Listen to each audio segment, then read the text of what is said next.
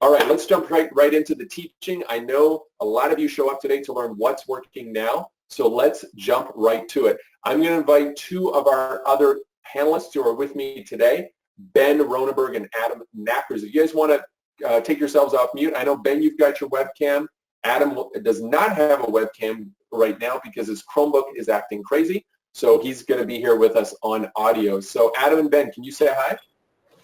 Hey guys. Ben. Say Adam. Awesome. So Ben, you're dialing in from Rochester, New York, right? The Rochester, New York, probably the snow capital of the East Coast. Snow cap, I love it.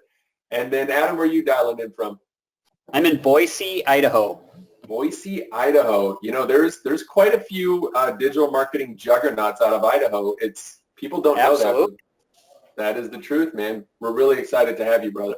Okay, so let's start with this. I sent out a note on Facebook, and I want everybody to swipe this ad. And for those of you that don't know, swipe means copy. And for those of us who are deep in the marketing game, all of us have what's called a swipe file. And a swipe file is where you collect valuable ads that other people are running. These could be scripts, these could be emails, they could be landing pages.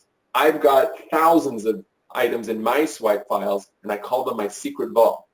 And in fact, I track them all through Evernote, because through Evernote, it makes it really easy to swipe almost anything, screenshots, emails, landing pages, whatever you want. And I suggest that you do that too. If you're a true student of marketing, you want to develop swipe files so that if you want to model what's working, go out there and find a successful ad and model it. All right, so Ben, now you are the actual architect of this ad, and we ran this ad for one of our members with just a $100 ad spend. It generated 6 leads. It got 6 leads, 2 to 3 appointments, and then a $5,000 commission client. Now, this was for the life insurance vertical, using life to convert into other sales like annuity sales, RIA kind of stuff and so forth. So let's talk a little bit about this ad, guys. I want you guys to kind of share your knowledge. Let's start at the top. I'm going to use the friendly pen feature here. And then I'll just kind of draw and highlight a few things as you guys go through. So why don't we start with this part right here. I have a couple of comments as to why this really works, but Ben or Adam, you guys just start riffing because we'll treat this like marketing jazz. Yeah, absolutely. So this one was actually for a pre-retirement funnel. For folks that are in that 5 to 10 years out from retiring, and so this ad was this was our first iteration actually of our this kind of was like prototype number 1, our first test before we kind of developed what we have today for the Done For You program. And so this whole headline here, we wanted to incorporate language obviously about local financial advisor. It's really important to us to show folks that it's local. It's somebody in your neighborhood. Be upfront about the fact that you're a financial advisor or an insurance expert. Don't be afraid to hide that. Or don't feel like you have to hide that. Right? We want to be upfront, tell people who we are, but you want to share something. See, so I'm going right through this. You want to share something of value that kind of teases people into learning more, right? And it's got to be something relevant to them. So we know who the target audience is. We know some of their concerns, down the road in the next 5 to 10 years. And we're basically saying, hey, right here, we've got something that you need to know. One simple solution to protect your retirement from 3 big risks. And so the fact that this ad pulled, 6 leads for a $100 ad spend was pretty good. We've actually gotten our lead costs down after iterating on this ad over time. But this is pretty straightforward, pretty simple, and this clearly worked. So The image, I'm not a huge fan. I mean, we could go into the image. Jeremiah, feel free to comment on the text there. The images are my favorite. And after let me just one last thing on the image, on the copy there is, because I've been noticing in the Facebook group, many people trying to come up with hooks. Like, what is the hook that I'm going to do in my ad?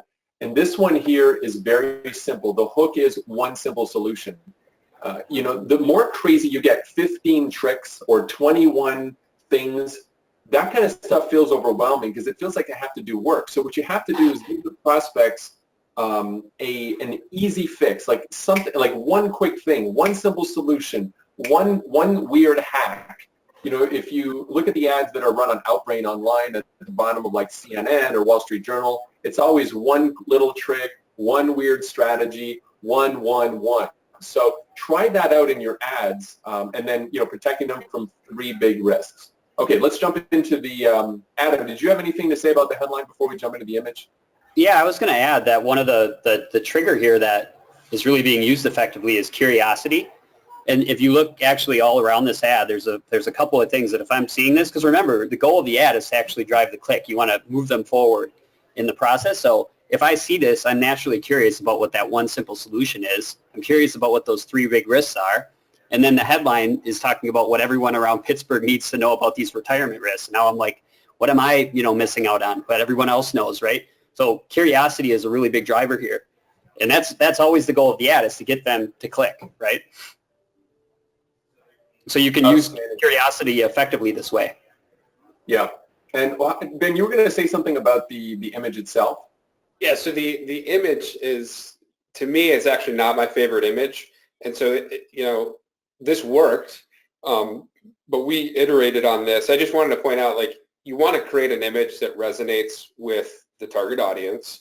And what's really interesting is you notice the way they're looking. This is a little bit of neuroscience, maybe, to steal your phrase. I love that phrase.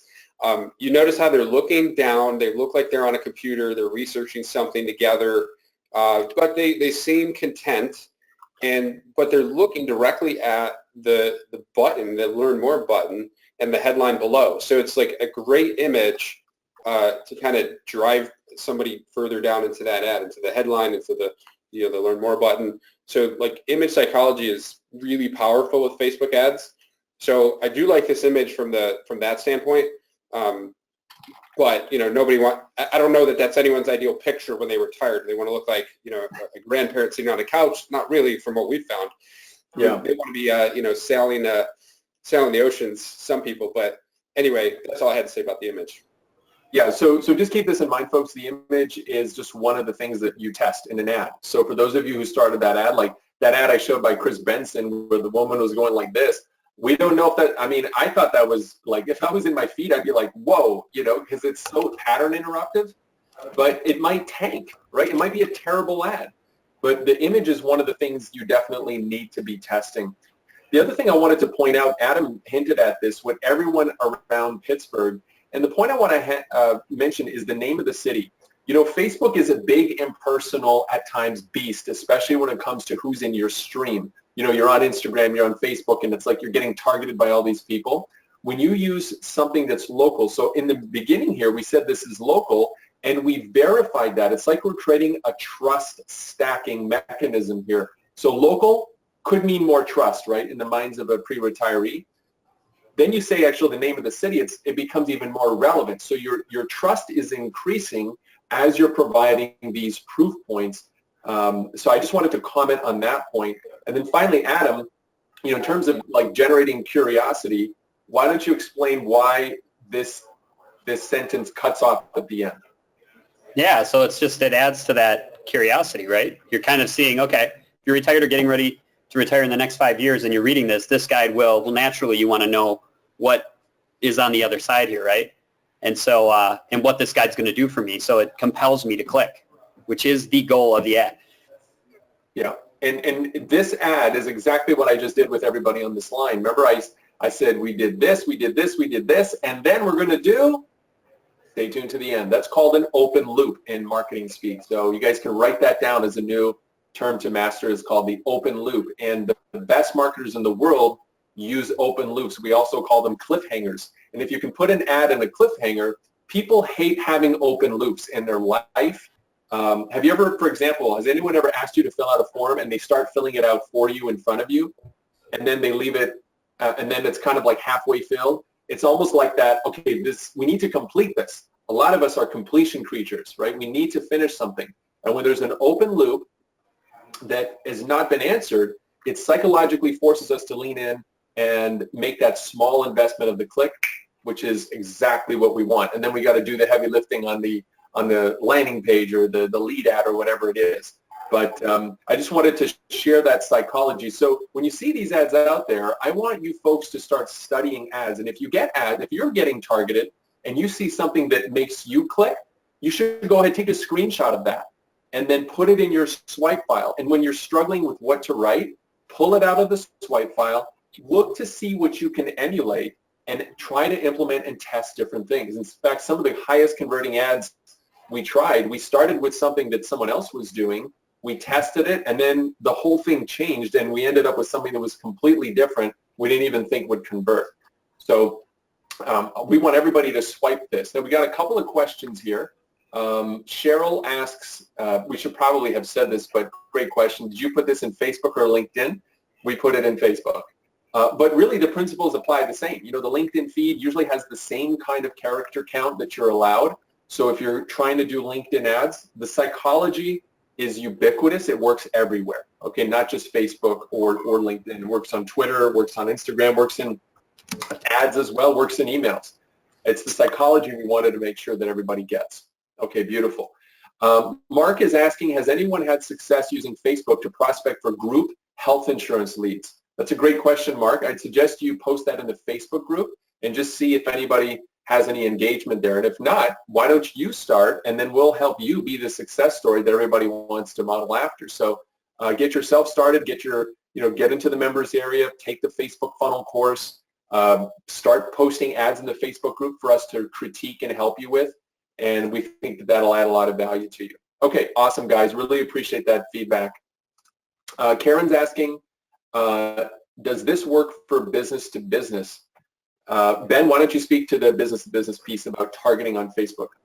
Absolutely. So the key with Facebook is the audience targeting.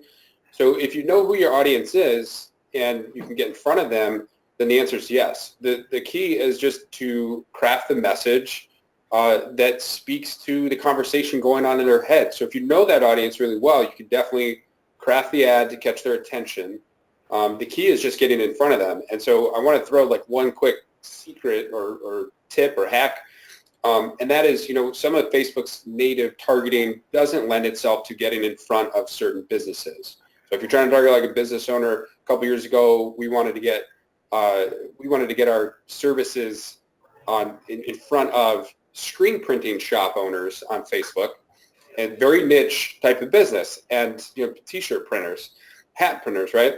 And so there's no way like to go into Facebook's targeting and find people that own a screen printing shop. But you can just do a Google search. There's a lot of list companies out there. Jeremiah, I don't know if you guys go into that in Advisorist at all, but in the back end. But you can go buy a list of your target, clients or whatnot, and then you can upload that list to Facebook, and you can only run ads to that list of folks who are Facebook users. And so you're uploading a list of like their name, phone, email, company name, all that stuff. So as long as you can, either find a list or use Facebook's native targeting, and the conversation they're having, what you want to present to them, absolutely you can do B2B with Facebook ads. Yeah, that's a great tip. So one company that does that is Science. It's the word science, but without the S. And you could also use, like, for example, in the members area, how to snipe email addresses on LinkedIn without connecting. You could get the Get Email app, install it, and then you can target the people that you want to find their email addresses on LinkedIn, scrape them off, and then upload them into Facebook as a direct targeting tool.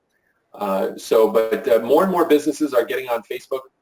Facebook is trying to get make some plays into the business world by creating those Facebook, private groups for businesses, almost like, an inferior version of Slack.